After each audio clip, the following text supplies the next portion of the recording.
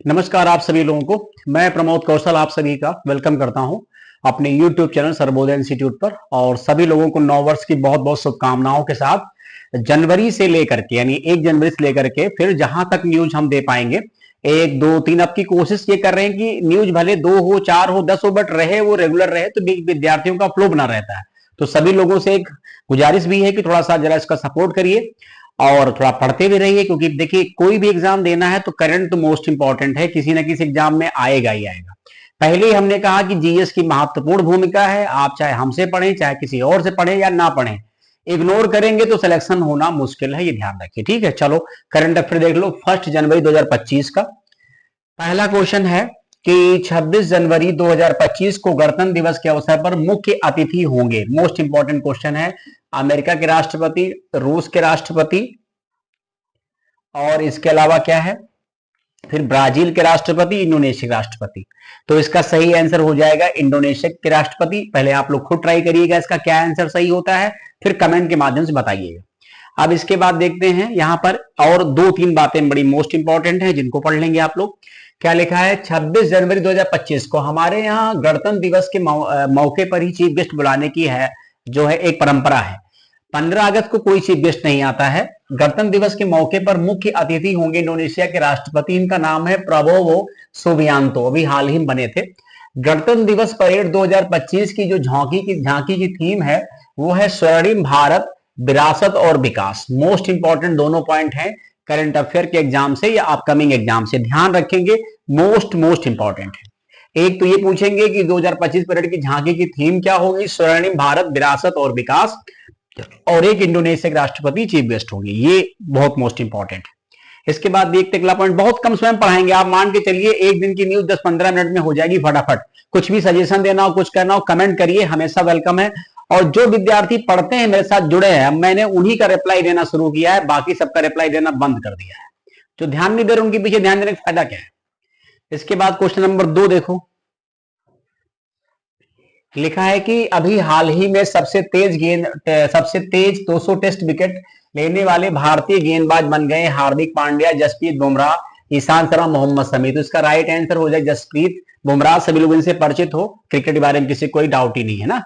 फिर क्वेश्चन क्या है, ये एक नॉर्मल क्वेश्चन है, क्वेश्चन बनाया नहीं मैंने, एक पॉइंट है करंट अफेयर का, इसको पढ़ लेंगे हम लोग। क्या लिखा है, पूर्व प्रधानमंत्री मनमोहन सिंह का दिल्ली के अखिल भारतीय आयुर्विज्ञान संस्थान एम्स में निधन हो गया। भारत के पूर्व प्रधानमंत्री हैं, और अगर सही देखा जाए तो 2 ही प्रधानमंत्री जीवित थे, अब एक ही प्रधानमंत्री जीवित बचे हैं पूर्व पीएम में। अगर एक्स पीएम की बात करिए आप तो एक्स पीएम में डॉक्टर मनमोहन सिंह, और एक नाम था एचडी देवगौड़ा का, एचडी देवगौड़ा साहब का, ये अभी भी जीवित है।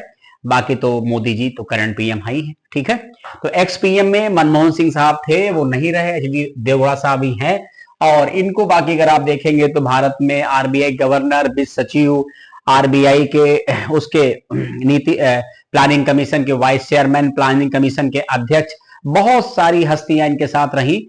और एक प्रकार से एडीबी में भी इनकी बड़ी भूमिका रही। जाने माने इकोनॉमिस्ट हैं, इंडिया के नहीं वर्ल्ड के इकोनॉमिस्ट हैं डॉक्टर मनमोहन सिंह। इसके अलावा लिखा दक्षिण एशिया की प्रख्यात उपन्यासकार वापसी सिधवा का अमेरिका के ह्यूस्टन में निधन हो गया। इनका संबंध पाकिस्तान से रहा। कभी कभी ऐसे क्वेश्चन भी आपके में आ जाते हैं कि अभी हाल ही में कौन सी पर्सनालिटी हमारे बीच नहीं रही या गुजर गई, ध्यान रखेंगे। ऐसे ही एक क्वेश्चन अभी पीसीएस में आ गया था, वो फातिमा बीवी का। इसके बाद क्वेश्चन क्या है ये पढ़ लेंगे, ये भी एक करंट का क्वेश्चन है। ठीक है, क्वेश्चन बनाया नहीं हमने। नेपाल और भारत के बाल अधिकार कार्यकर्ताओं, बच्चों व नागरिक संस्था के सदस्यों सहित 100 से अधिक लोगों ने बाल विवाह मुक्त नेपाल अभियान शुरू किया है। नेपाल के महिला बाल विकास एवं वरिष्ठ नागरिक मंत्री किशोर शाह सूदी के नेतृत्व में मंगलवार को काठमांडू में कार्यक्रम आयोजित किया गया, जिसमें लुम्बिनी प्रांत के पूर्व मुख्यमंत्री दिलीप बहादुर चौधरी और भारत के बाल अधिकार कार्यकर्ता भुवन विभू शामिल हुए। मतलब कहने क्या है, बहुत इंपॉर्टेंट पॉइंट नहीं है, लेकिन अभी हाल ही में बाल विवाह रोकने का प्रयास किस देश ने किया, तो इसका आंसर हो जाएगा नेपाल ने इसका प्रयास किया। और आप किसी मंत्री के पीछे ना पड़िए, उसमें आपका टाइम खराब हो जाएगा, सीधा मतलब कहने का है। इनसे मिलिए, अच्छा क्वेश्चन है ये। अभी हाल ही में किस देश के राष्ट्रपति जिमी कार्टर का निधन हो गया। अमेरिका, रूस, Germany, Brazil. Right answer America है। पढ़ लेंगे इसको, नीचे यहां व्याख्या दी हुई है, लिखा हुआ है व्याख्या में। संयुक्त राज्य अमेरिका के 39वें राष्ट्रपति जिमी कार्टर का 100 वर्ष की आयु में निधन हो गया। कार्टर भारत की यात्रा करने वाले तीसरे नेता थे। कार्टर सेंटर ने बयान में कहा कि कार्टर अमेरिकी इतिहास में सबसे लंबे समय तक जीवित रहने वाले पहले राष्ट्रपति थे। तो ये ध्यान रखेंगे, ये भी इंपॉर्टेंट पॉइंट करंट अफेयर के लिहाज से है। इसके बाद क्वेश्चन ये मोस्ट इंपॉर्टेंट है, ऐसे क्वेश्चन एग्जाम में आते हैं। आपको बताना है कि काम्या कार्तिकेयन का संबंध किससे है? पत्रकारिता से, उद्योगपति, पर्वतारोही, समाज सेविका। इसका आंसर पर्वतारोही है। व्याख्या देख लेंगे इसकी क्या है। ये इसकी लिखी है व्याख्या, लिखा है मुंबई की, कहां से करती बिलोंग? मुंबई से। काम्या कार्तिकेयन ने मात्र 17 वर्ष की उम्र में 7 महाद्वीपों की सबसे ऊंची चोटियों को फतह कर दिया है। वह दुनिया की सबसे कम उम्र की पर्वतारोही बन गई। उन्होंने 24 दिसंबर को अंटार्कटिका सबसे लास्ट में महाद्वीप के माउंट विंसेंट को भी फतेह कर लिया है। ये क्वेश्चन मोस्ट इंपॉर्टेंट है अपकमिंग एग्जाम के लिए, सभी लोग बहुत ध्यान से पढ़ लीजिएगा। हमें मालूम है लोग हमारा अभी थोड़ा कम देख रहे हैं, लेकिन हम जब एक चीज कंटिन्यूटी में करेंगे तो लोगों का ग्रुप जुड़ेगा और ये प्रयास कामयाब भी होगा। ठीक है, चलिए आगे देखिए पॉइंट क्या रखा है। आगे एक पॉइंट ये है, ये भी बड़ा इंपॉर्टेंट पॉइंट है। कर्नाटक के रहने वाले हैं कैवल्य बोहरा। हो सकता है इनके बारे में ना परिचित हो। देश के सबसे युवा यानी अरबपति हैं ये।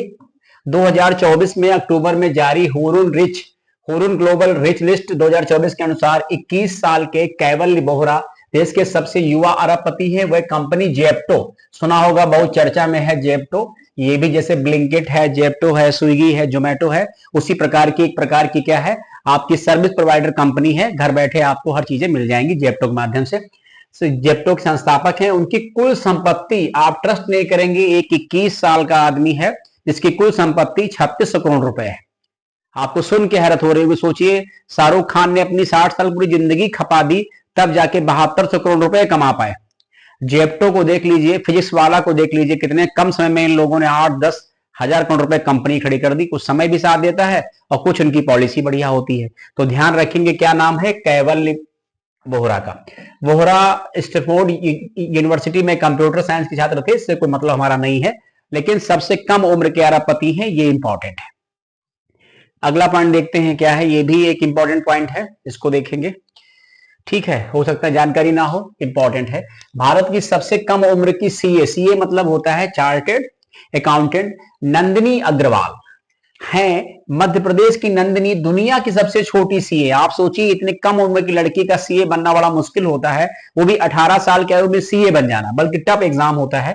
उनका नाम गिनीज वर्ल्ड रिकॉर्ड में दर्ज है, क्योंकि 19 साल की उम्र में नंदिनी ने सीए फाइनल परीक्षा में पूरे देश में पहली रैंक हासिल किया है और विश्व की सबसे कम उम्र की सीए क्वालिफाई करने वाली लड़की नंदिनी अग्रवाल जी। ठीक है, इसके बाद देखेंगे अगला पॉइंट हमारा क्या है। ये भी बहुत इंपॉर्टेंट है। 18 साल के भारतीय ग्रैंड मास्टर हैं, मतलब चेस प्लेयर हैं, डी गुकेश ने सिंगापुर में वर्ल्ड चेस चैंपियनशिप का खिताब जीत लिया। यानी वर्ल्ड चेस चैंपियनशिप का आयोजन कहां किया गया? सिंगापुर में। किसको हराया है? चीन के डिफेंडिंग चैंपियन डिंग लिरेन को। बोलना नहीं, कहां पर आयोजन हुआ? सिंगापुर में हुआ। बात किसकी कर रहे हैं? डी मतलब गुकेश कर रहे हैं। किसको इन्होंने हराया है? ये चाइना के हैं, डिंग लिरेन को। ये तो स्कोर से हराया से मतलब नहीं, इतनी कम उम्र में खिताब जीतने वाले गुकेश दुनिया के पहले खिलाड़ी हैं। और इससे पहले 1985 में रूस के 22 वर्षीय गैरी कैस्परोव ने यह खिताब जीता था। ये ध्यान रखेंगे। भारत नहीं, विश्व के सबसे युवा चैंपियन है डी गुकेश। इनका क्वेश्चन एमपीपीएसएस में आ चुका है। अगले एग्जाम के लिए तैयार रहिए, फिर से डी गुकेश के लिए। राइट, अगला पॉइंट क्या है? ठीक है, अब यहां तक की न्यूज कवर हो गई तो बस क्लियर है। अब इसके बाद ये 1 जनवरी न्यूज हो गई, फिर 2 जनवरी, फिर 3 जनवरी, ऐसे डिस्कशन करते रहेंगे। आप सभी लोग पढ़ते रहिए, जुड़ते रहिए। थैंक यू सो मच, बहुत बहुत आप सभी का धन्यवाद।